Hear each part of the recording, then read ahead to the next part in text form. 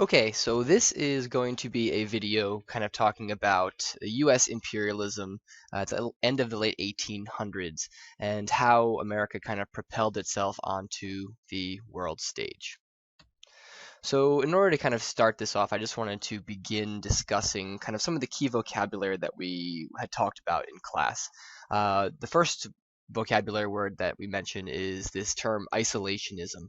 And, the definition here just states, having little to do with the political affairs of other nations.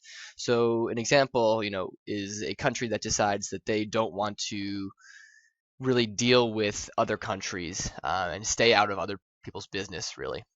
So the second word here is expansionism, and this is an idea that is kind of dealing with the extending your borders, extending your national boundaries as defined here.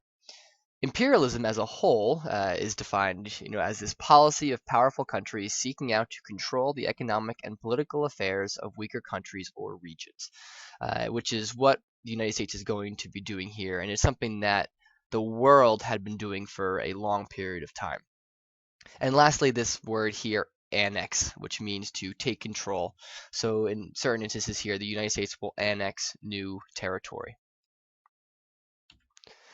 So this idea of imperialism and kind of expanding our national borders and boundaries begins kind of right after the Civil War, with this idea, this thing known as Seward's Folly, which is when this Secretary of State at the time, William Seward, had made this decision to actually purchase the land from Russia. So purchase Alaska from Russia for a really good deal when it comes down to it. We bought, sorry, Alaska for about $7 million, which comes out to about 2 cents per acre. And when this was done initially, it was kind of thought of as silly. It was a folly, right? And you had this land that was largely considered a wasteland at the time. And obviously that's going to change. That idea is going to change because Alaska has proved very useful.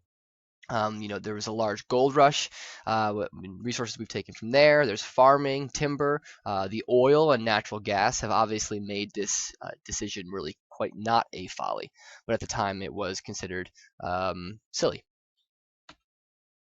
So this age of imperialism that you're going to see really starts in Europe, and you have this kind of taking place between about 1870 and 1914 or so, when you have all of these European nations taking control of most of really Africa and Southern Asia.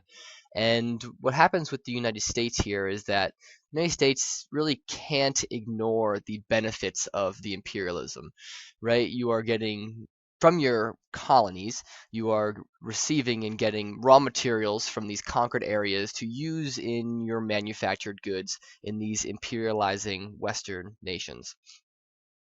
And to some extent, racism is what shapes this imperialistic mindset. The white Western powers here, these major powers, Spain and France and Germany and England, really, they feel it's kind of their duty to spread their religion and culture in addition to all the benefits of the materials that they would be taking from this. And this is really highlighted probably best in a poem done by the man named Rudyard Kipling, known as The White Man's Burden, where he describes kind of all of these reasons for this imperialistic mindset. And this competition with other nations is kind of what drove imperialism to continue to expand as much as it did. The imperialism, when one country is doing this, the other countries are seeing the benefits of it. They want to kind of take part as well. So what happens is you get this Spanish-American War take place between America and Spain. And the notes here you see are just kind of quick jots and quick bullets from the class discussions that we've had, but really it starts with Cuba. Spain had taken control of Cuba as a colony, and what was happening in the late 1890s is you had Cuba actually looking to get rid of the Spanish in controlling them. They wanted to control, to have their own control of Cuba and be independent. And what happens is you get a Cuban population that actually rebels. And the way the war and the way the fighting with the Spanish kind of took place, what happened is it kind of led to an insurgent war.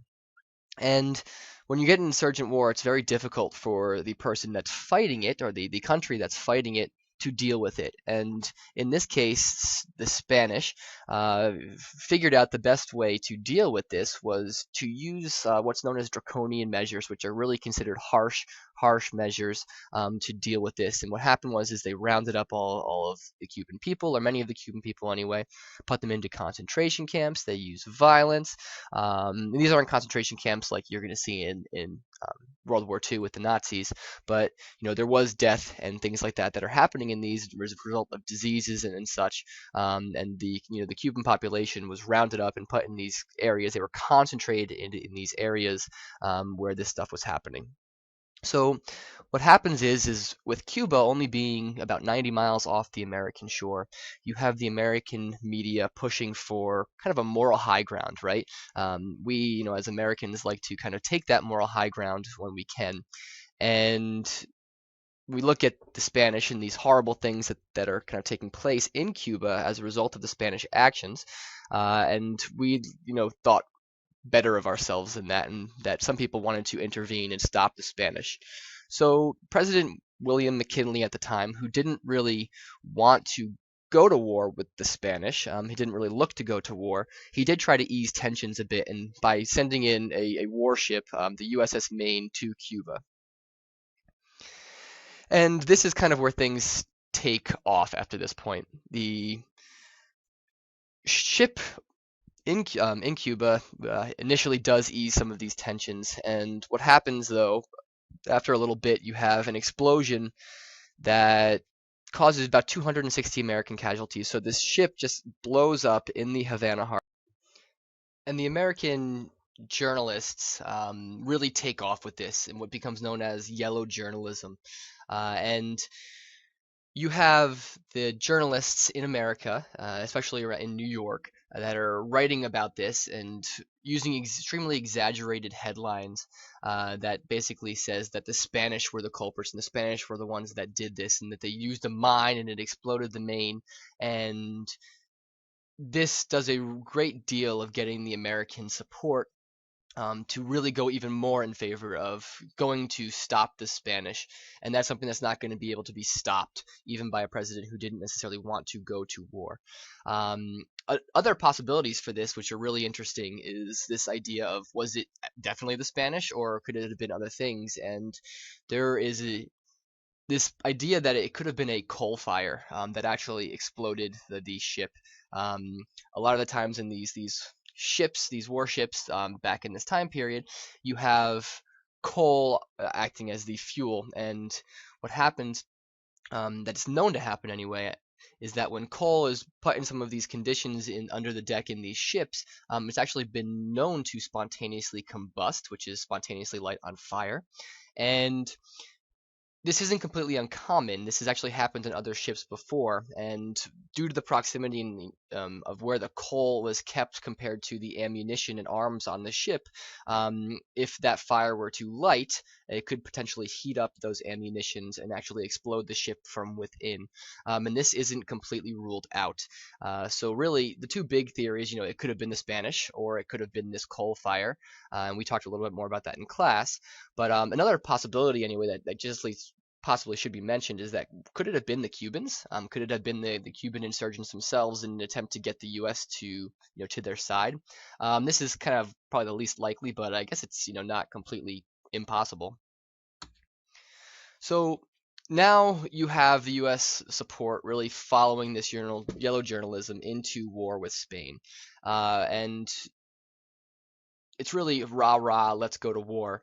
And there's really not much consideration for the other possibilities to the Maine explosion. And what happens is you get an America that's really quickly ready to, and jumps into this war with Spain.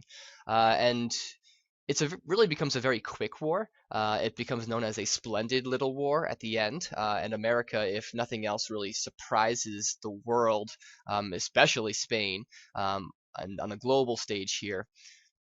So immediately once this war is declared, you have the American fleet, a naval fleet out in Asia, which I believe was around Hong Kong, is immediately dispatched to the Philippines, and you get what's known as the Battle of Manila Bay, which with the American Navy, relatively newly produced and modern, as modern battleships go at this point, it really becomes a quick and one-sided defeat of the Spanish, and the Americans take control of the Philippines, which actually had been rebelling against the Spanish as well.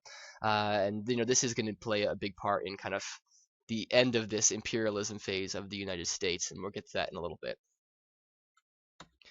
So the Spanish-American War in Cuba, really, it's kind of this has this romantic view of the war, especially it's probably prevalent amongst these jingoist imperialists, and jingoists are I guess the jingoist, the term really stands for and means that these are people that are aggressive, that they're willing to kind of go to war and things like this in favor of imperialism. And you get a really quick and decisive war in Cuba. There really aren't too many major confrontations. The most famous and the biggest is this Battle of San Juan Hill, which was led by the future president Teddy Roosevelt and his command of the Rough Riders. And you know, this is really the only major engagement of the war, and everything else goes extremely smooth for the United States. You really only have a few hundred dead as a result of actual combat, and you do have a bit more killed in the war just by being in Cuba as a result of the tropical diseases such as yellow fever. But overall, this is a really interesting thing because it kind of just reinforces this imperialist attitude that we could so easily have defeated what was really kind of considered definitely at least once a major world power, that the fruits of this imperialism really all of a sudden just said, this says to America that this is worth it and that this imperialism is a good thing, because when we win the war with the Spanish, we end up taking control of some of their land, as for the terms for the conquest here. And America takes control of Puerto Rico and Guam and the Philippines and some other small islands as well. And it ends up giving Cuba to the Cubans. Obviously, the America is still going to have some major influence there, but what happens next is really the sad part of this story, and this is kind of how the Americans deal with the Philippines and the Filipino people. And just like the other Western European powers, when they, trying to kind of spread this culture and American values on the Filipinos, who had really just wished to be freed and help with the Spanish. I guess they didn't, when the Americans first came in, they thought the Americans were there to help them. And the Americans, in a way, were there to try to help them. The Americans were trying to help them by spreading American values, which they saw as the right values and, would be helping these people. They instituted schools and hospitals and, trying to help the native Filipino population. And this kind of goes back to that White Man's Burden poem, which we looked at in class, and, you can get online and read at any point you want. But when the Filipino people kind of realized that the U.S. had their own agenda, you get another one of these kind of insurgent wars developing against the United States. And sadly, this kind of all comes full circle, and you have some horrible things that are kind of committed by the U.S.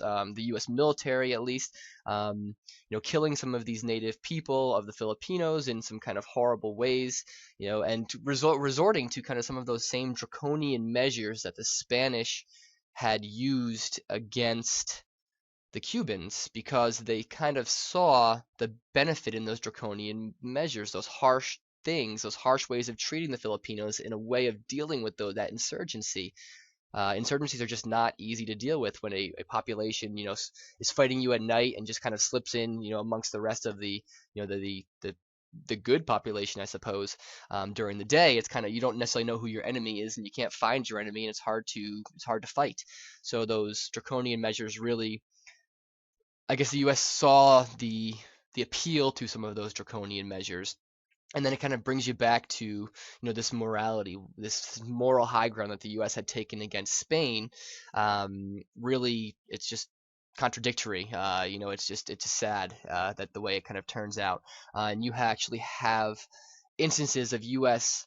troops sending letters home, how proud they were of some of the horrible things that they did to these Filipino people, which really couldn't even be considered human, or not considered there because they're not white, basically. It's really pretty tragic.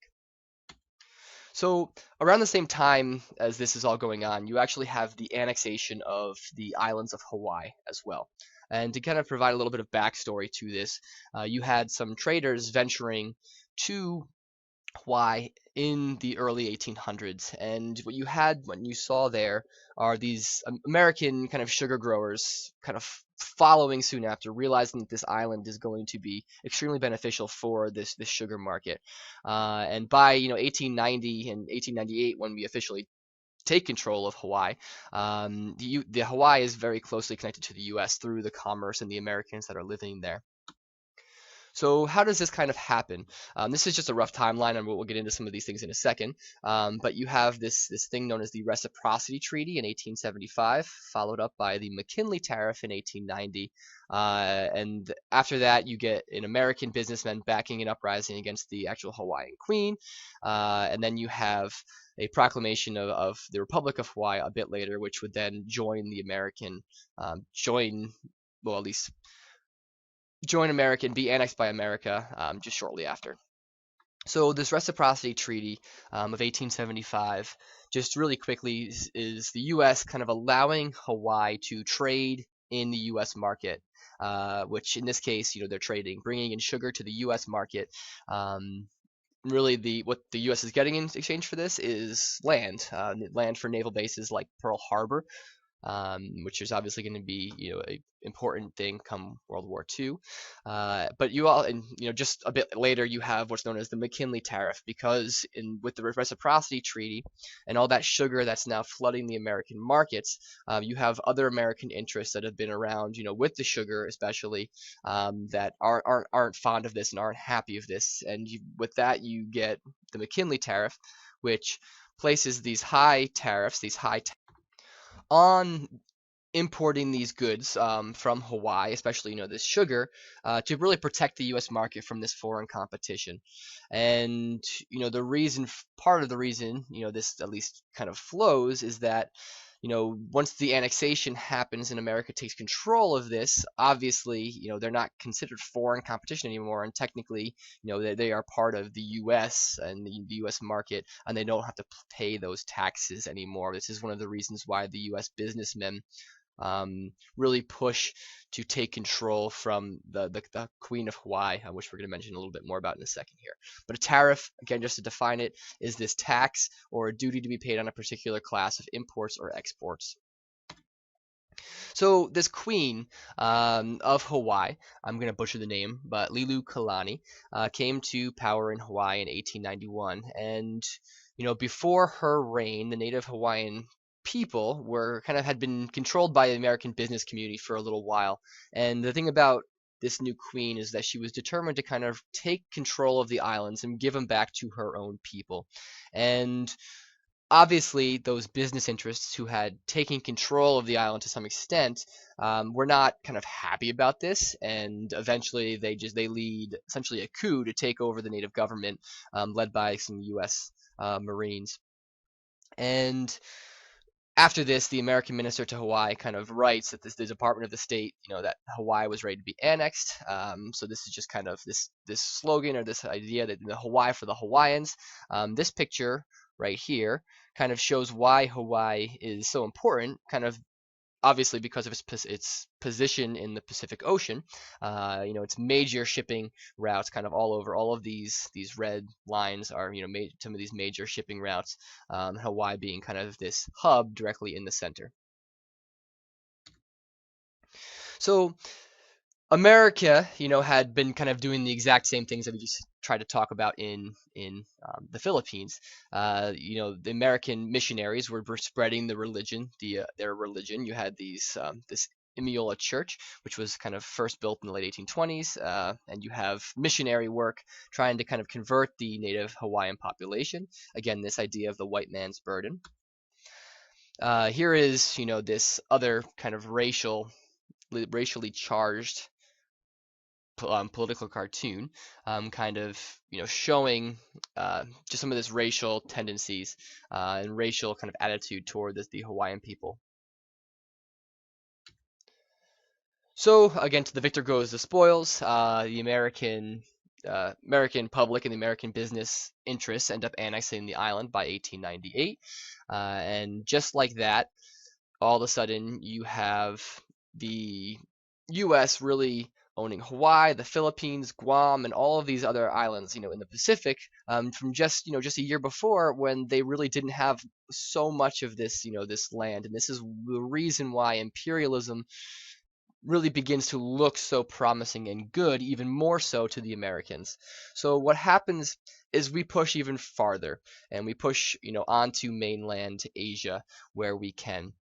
And you get this idea of this spheres of influence, and a sphere of influence, just by definition here, is a territorial area within which the political influence or the interests of one nation are held to be most important. So my little graph, or my little picture over here, kind of shows what I'm trying to talk about there. So you have directly in the center kind of this direct control, and when you move a little farther out from the center, you don't have direct control over things, but you do have some influence, and then ultimately you can get a little farther away and you don't have that control. So despite this new territory in the Pacific, the U.S. was late to the race with the other European nations, these other European imperialist nations. So you also get this fierce rivalry in China, because China has this large market of people. It's really kind of weak. It hadn't industrialized in comparison to these other countries that have all of these new technologies, that this isn't really that difficult for these Western powers to kind of push and exert their influence into um, mainland Asia, especially China. So the U.S. ends up being eager to kind of join in on this conflicts and these fights for China. So this is just a map of the colonial powers, carving up China and Asia really between 1850 and 1910. So you can just take a look at this. If you look down on the bottom right here, you have the key. So the green is the British, and if the light green represents this sphere of influence where they don't necessarily have direct control, right? But they do have influence here with the local community and people and such.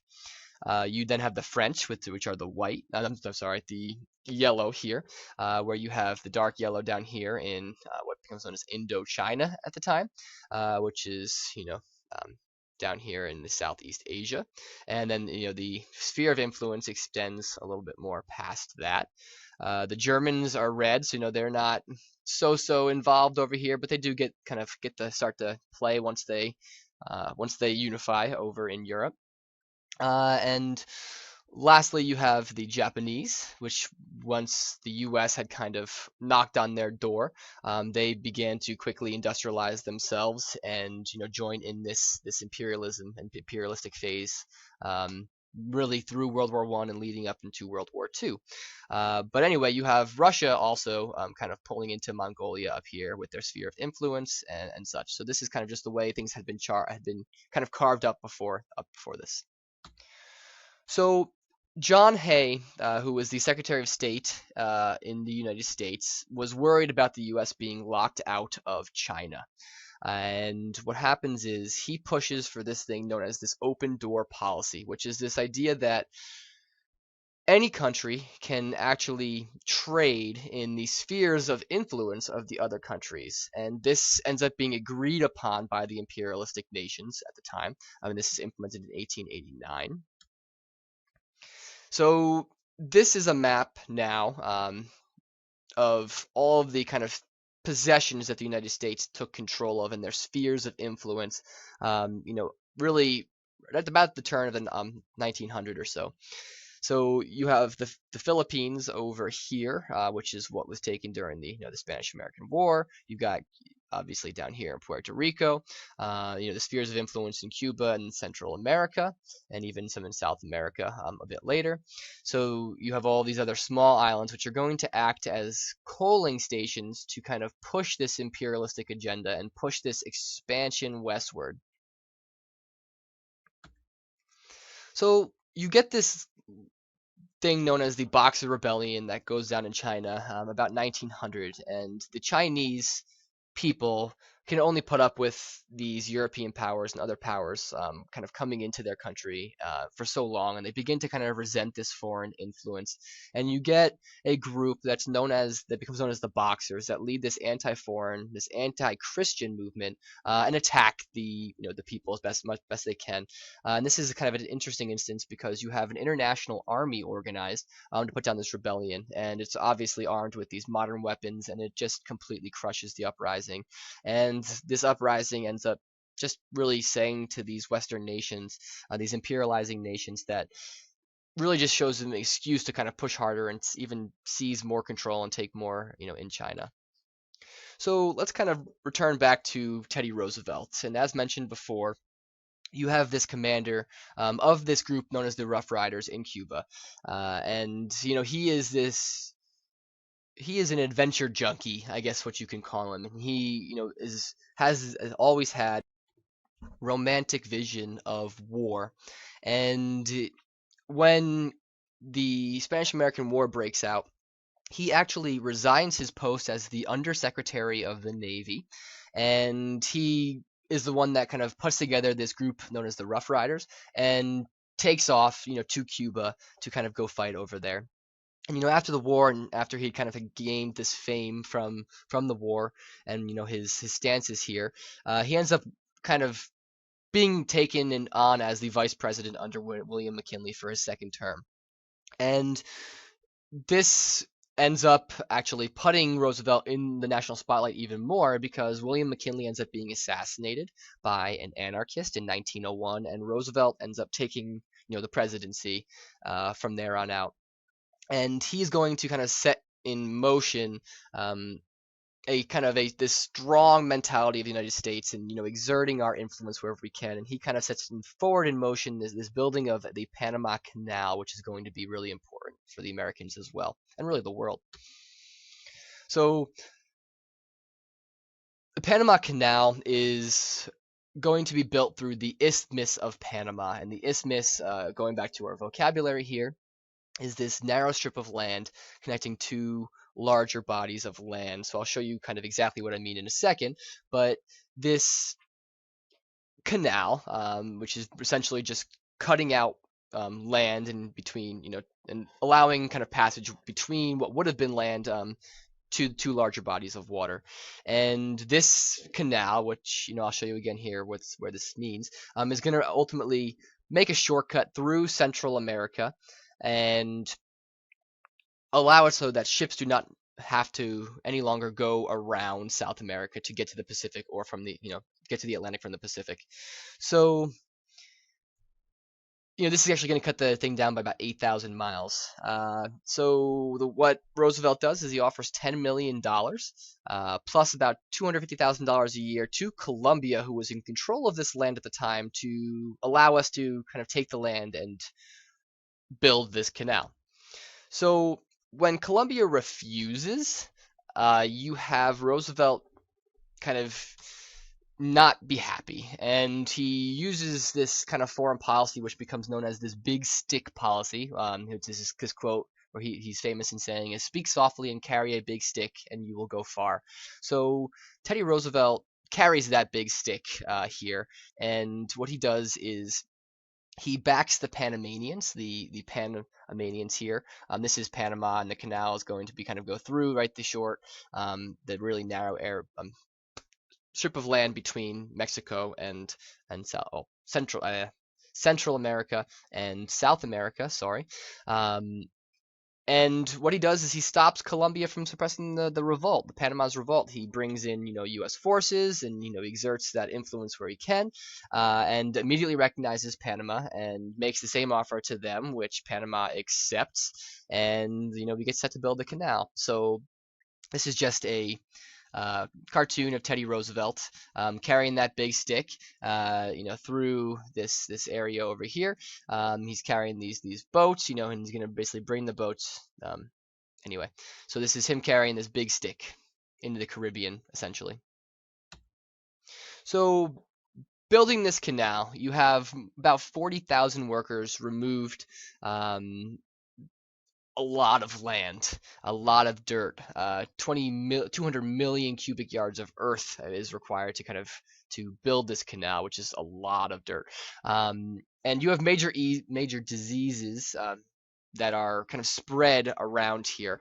It's a major problem. When you have so many people working on the canal in the first place, these diseases are going to be a serious problem.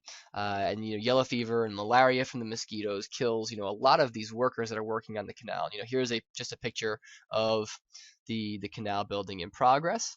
And what you have is this man named William Gorgas, who wages war on the mosquitoes. He, puts oil in the water to kill the eggs. He drains swampy, marshy lands. He uses insecticides and bug netting, and ultimately, we kind of win this war with the mosquitoes, if you will, and we get the canal built, which we then have more of Teddy Roosevelt's presidency here, with something that becomes known as the Roosevelt Corollary to the Monroe Doctrine. So the Monroe Doctrine is this policy that was set forth in the early 1800s, and this policy basically warning European powers not to interfere in the affairs of the Western Hemisphere. Teddy Roosevelt was worried about European powers intervening in the Caribbean, so he kind of really tries to add on to this with something that's known as a corollary. So that happens as a result of Europeans kind of blockading the country of Venezuela due to some debt issues, but that's what prompts Roosevelt to establish this corollary, which is this addition to the Monroe Doctrine, which basically just reiterates what Monroe had said, warning European powers to kind of stay out of the Western Hemisphere, but also saying that the United States is really claiming the right to intervene in, the affairs of Latin America, Latin American nations when unstable, really to improve the United States business interests and United States interests in the first place, to protect our interests wherever we kind of needed to. So here's this idea, again, right? America for the Americans. We're kind of keeping the Western powers, right? You have France and some of the other European powers, Portugal and Spain, over here, and we're keeping them out, away from the American interests.